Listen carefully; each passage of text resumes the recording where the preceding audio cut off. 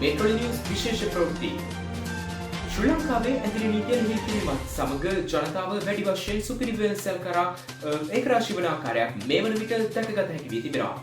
අප ප්‍රාදේශීය වාර්තාකරුවන් පවසන අන්දමට මේ වන විට සුපිරි වෙළඳසැල් ආසන්නයේ දිගු පෝලිම් දැක ගැනීමට පුළුවන්. එසේම ශ්‍රී ලංකා රජය විසින් ප්‍රකාශ කළ අන්දමින් සෞඛ්‍ය ආරක්ෂිත ක්‍රමවේද භාවිතා කිරීමක් නම් අප වාර්තාකරුවන්ගේ කාචවලට දිස්සුවේ නැහැ.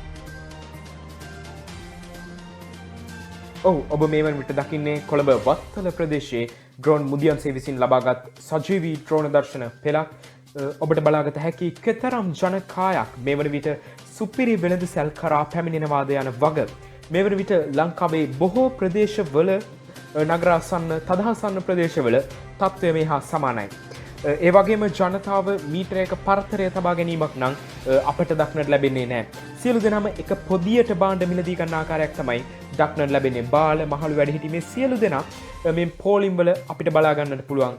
ඉතින් මේ තත්ත්වය හේතුවෙන් කොරෝනා ව්‍යාප්තිය වැඩි වීමේ අවධානමක් ඇති බවයි සෞඛ්‍ය අංශ පවසන්නේ.